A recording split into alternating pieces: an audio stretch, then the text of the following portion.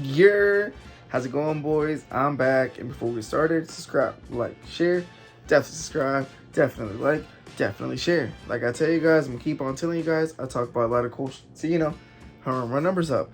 And today, we're talking about weighing packs. I don't necessarily like the weighing packs genre. I feel like it's very repetitive, but I think I have an answer for this, or maybe the answer for weighing packs in general. Um, let's get right into it. So, the concept of pack weighing isn't necessarily a new thing. If anything, it might be the oldest meta in the whole Pokemon TCG history, right? From base set to the most recent sets, pack weighing has been a huge talking point of everything because obviously it's bad for the community. I don't think there's very many positive things that do come from pack weighing. Mainly it's all negative, right? But it is something we have to deal with.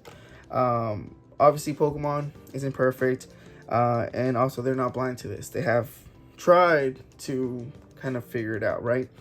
Going down to like the basic science, I guess, weights of this, a non-holo rare and a holo rare. Obviously, between these two cards, the holo is going to weigh more every single time. From a base set Charizard and, a non-holo trainer from the beginning to, Sword and Shield, a Dragon Paw, and a Altar Heart, or a holo, even Dialga. They weigh different, right? It is what it is. Holo weighs more than non-holo, right? Because there's extra stuff on there. Much more whenever you add textures and, etc., etc., crazy glitter, crazy foils. And I know I probably triggered some of y'all with the fact I don't have these sleeve, but I'm doing this for science. Trust me, I'm doing it for science. So, Pokemon, somewhere in the middle of this history, they started adding code cards. Correct me in the comments if I'm wrong, but I think the ones in black and white weren't weighted. It was just like an extra little thing in the pack. And somewhere towards the end of X and Y and all of Sun and Moon and Sword and Shield, they were weighted code cards. Basically, a lighter code card with the hits, so it can offset the weight. A heavier code card with the non-hits, so it can do the same, right? In the beginning of Scarlet and Violet, we saw that every single pack had a holo in it, right? So they started just including one color code card for the whole thing. Obviously, two color code cards was also a negative because you could tell if there was a hit in the pack and if there wasn't, right? Which was also bad for the community because you could kind of figure out a way to cheat that as well. So they went with this. Obviously, also more factors went into it, like the MSRP situation. They wanted to include more shiny stuff in there, but I digress. We're talking about weights. So one thing I've noticed with Scarlet and Violet, and the more and more they go on from Paldea to now, is that they have been getting less textury and less, I guess, I don't know what word to use, but if you guys had them in hand, you guys will be able to tell that the full arts have a little bit less texture than they did back in the day. Shout out Clampier for, bringing that up to me. I know me and him were kind of talking about our hits from Twilight, and, we kind of noticed from full arts from earlier Scarlet and Violet sets to now, there's definitely way less texture, but there's, it is what it is. Basically what I'm trying to say. One thing I noticed after making that realization is that they all are starting to weigh the same amount as far as the hits. From the holos, as you can see, 2 grams. And there is kind of like a sweet spot between all the hits. The sweet spot is around 1.95 to 2 grams, right? That's kind of like the sweet spot. They don't go over, they don't go under, but they are in between there. As you can see, 1.95 at the lowest and 2 grams at the highest, right? I'm gonna go throughout this while I'll tell you guys to, keep on going. So I have noticed that maybe that's the reason why they cut down on so much of the texturing and so much of like the extra stuff, is because they wanted to be consistent with the hits, right?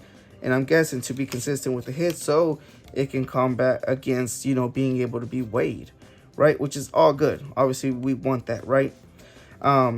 Even down to, let me fast forward a little bit to the full arts, so like the quote unquote bigger hits, they're right there. SIRs, the biggest hits of the newest sets, and golds, of course, 2 grams, right? So all the hits, quote unquote, like the last slot in the set in the pack, all weigh about the same, right? Even down to the reverses, 1.8, 1.79, they are very consistent with these. Which, remember the weight to the reverses, okay? Because that's going to be the biggest talking point, or the biggest thing of this video that I want you guys to take out of this. Code cards. All these are from Twilight, and even code cards. 1.24, 1.26, 1.25. They're, you know what I'm saying, they have their little windows, right? So obviously it's not perfect, nothing in the world is, but there is, like, you know, the little window. So between all of that, I would give 0.05 grams of discrepancy through the packs, right? So obviously Pokemon is trying their best to be consistent, right? But like I said, nothing's perfect. I know I probably said that so many times, but I just want you guys to understand that, you know, nothing is. So the basic construction of a pack is code card, 4 commons, 3 uncommons. The dud packs of the new generation is basically 2 reverses and a holo, right? So we would all agree that 2 reverses and a holo is the worst of a pack, right? So now, what does that weigh? 19 grams, 54, right? So that's a dud pack, right? What we would consider. Let's say this person gets a little bit luckier and pulls a, let's see, a full art. Not too lucky because this guy's creepy. 1.53, right? 19.53. And like I said, we're gonna, in the final weight, we're gonna allow 0.05 for discrepancies. You know what I'm saying? Let's say this guy gets really lucky and pulls an SIR. In this situation, once again, not the craziest luck, because he only gets an Overprawn, and the weight is 19.55. Now, that's with only 1 hit and it being the last one, right? Let's say hypothetically this guy messes around and gets a double banger. Now, a double banger will consist of a IR and a holo, right? I mean, not a double banger, but you know, a baby banger. Let's call it that. And that's 19.69. Now, that's a huge jump. In my eyes, if I see that in a pack, if I'm weighing out a pack and the difference is 10 grams, I'm thinking something's up, right? So 19.69, right? So that's with, like, you know, whatever. Let's say they get an actual full-fledged double banger, IR, and a full art. Let's put Carmine in here this time. We got 19.7. Like I said, it's not 19.69. We're letting that discrepancy, you know what I'm saying, like 0.5 grams. 19.69. So, well, if I tapped it, it kind of messed with it. But you guys get the point, right? So that's, you know, and that's just for shits and giggles. It's gonna be a long video, so strap in. Let's say they get a mega double banger and they get a IR and a SIR. 19.69. So we can see that, right? So now you guys are telling yourself, if you guys see a pack and one of them is 19.55 and the other one is 19.69, you can more or less say, oh, the other one's gonna have an IR. Or, and you know, we can also be that guy and then change out the IR for a, what's it called, a A-Spec, and go 19.69 as well. So we can say, oh wait, the packs that weigh 1.69 to 1.7 something will have a double banger, but the packs that only weigh 19.57 around there will only have a main hit in the back, right? We can start seeing the discrepancies. So what I was thinking about through all this weighing situation is that literally, if Pokemon raises the weight to the reverses So all of the back 3 cards weigh from 1.95 grams to 2 grams. It will fix all of the weight issues. Everything will weigh 1.69. So I think we should start something to like let Pokemon know about this, because even to this day they are weighable. It's just kind of luck of what you get.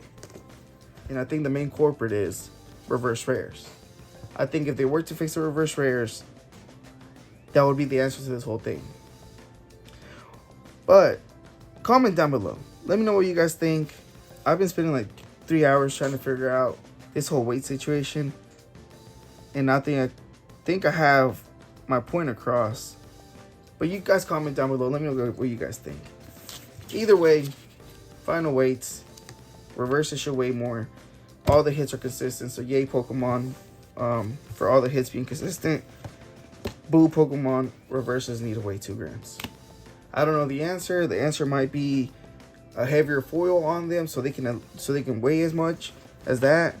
I mean, literally, you can use the same foil as this. Not necessarily the same, but like the same material. Not the same design, not the same design, but the same material. Either way, you guys know what I'm trying to say. Comment down below. Let me know if you guys learned anything. I'm gone.